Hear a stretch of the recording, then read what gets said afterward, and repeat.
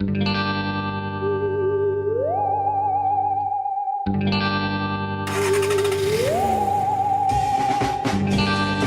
científicos, seres imprescindibles para el desarrollo del conocimiento y de las polémicas.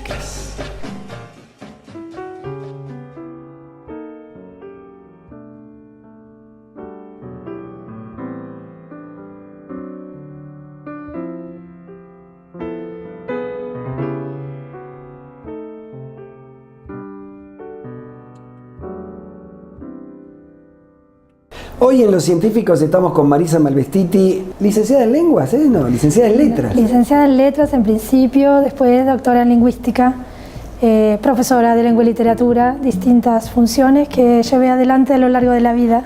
Me acuerdo de aquello que en el nombre de la rosa está la rosa, ¿no? Tal vez, sí, pero ahí estaríamos, sí, más en la poesía, en la semiología, ¿no? ¿Qué es la lengua para un pueblo? La lengua para un pueblo es la posibilidad de poder contar sus experiencias, vivir sus experiencias, recuperar su historia, mantenerla. No sé, la lengua para un pueblo es muy importante. Esto ya lo decían los lingüistas y los filósofos lingüísticos, los que hicieron filosofía del lenguaje desde la época de Herder o von Humboldt, ¿no?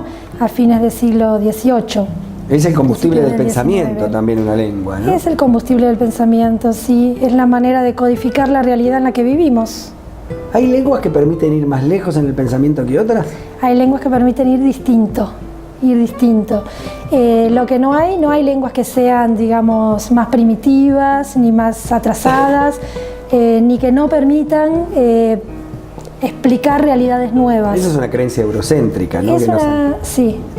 Creer que los salvajes tenían lenguas inferiores. Sí, una creencia que lamentablemente tuvo como mucha credibilidad en nuestras tierras, sobre todo en el positivismo de fines del siglo XIX, y que también trajo como corolario que creyéramos que esas lenguas estaban destinadas a desaparecer, así como decían el Perito Moreno y otras personas de esa época, y también que creyéramos que están desaparecidas cuando no lo están.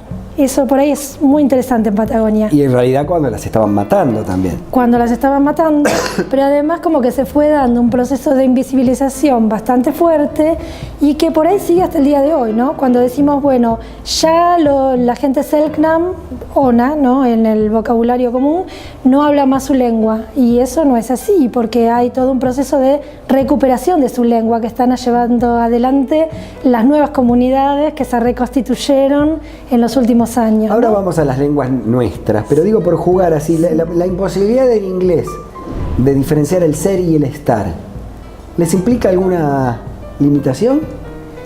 No creo, porque la imposibilidad es tener la palabra, el lexema, pero de repente hay otros mecanismos para poder expresarlo. Vos podés decir, no sé, I am in tal lugar, y así estás expresando el estar, ¿no?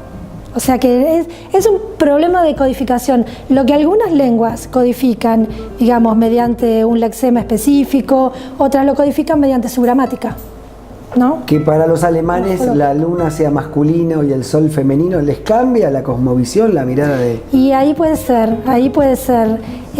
Lo que pasa es que ahí también te estás metiendo con otro problema específico, que es que el género de repente en muchas lenguas no está sexualmente motivado. Nosotros tendemos a creer desde el sentido común que género se equipara a sexo, y eso de repente no es así. Nos contaba alguna vez una entrevistada que en Alemania, hasta que no se dice la última palabra, nadie comienza a hablar. No. Y ella decía, qué educados que son. No. Y en realidad dices que no se termina de entender hasta que no se dice la última palabra. Exacto, y por eso nos cuesta tanto aprender alemán a quienes somos hablantes de otras lenguas que tienen una estructura de frase mucho más flexible. El alemán no tiene una estructura flexible. El verbo principal va en segundo lugar, el verbo de la subordinada va en el último lugar, y eso no lo podés cambiar ni siquiera para poder crear un efecto, digamos, un efecto pragmático en lo que vos querés, digamos, focalizar un elemento o decirlo de determinada manera. Metáfora, ni en una metáfora, sí. ¿Cómo realidad. sería? ¿Podemos jugar con eso? ¿Cómo sería en castellano una frase armada así? El verbo principal, decís vos, En segundo lugar, va en segundo lugar. Sí. En primer lugar, ¿qué va? puede Un ir cualquier artículo. componente en alemán. Puede ir, digamos, un artículo solo, no. Podría ir un pronombre, podría ir un sustantivo, podría ir un, qué sé yo. Y al final de la frase, Un ¿qué es el adverbio. verbo secundario?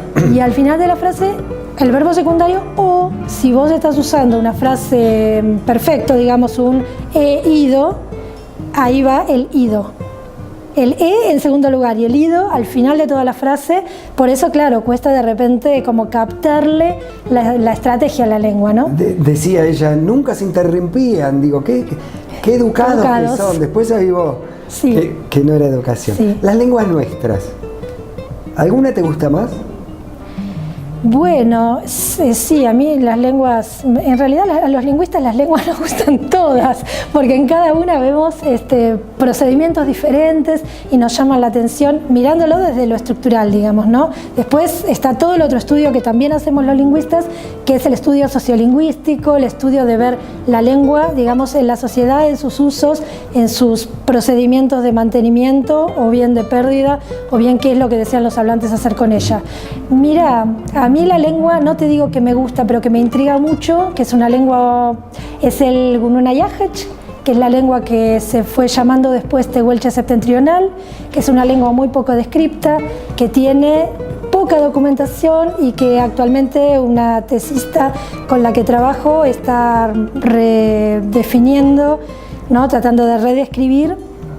Y es una lengua muy interesante porque es enigmática, porque hay muchas cosas que vos tratás de entender cómo se codificará, por ejemplo, dónde está el objeto, a dónde está el tiempo, por qué de repente hay un mismo morfema, un mismo pedazo de palabra que quiere decir diferentes cosas en diferentes momentos.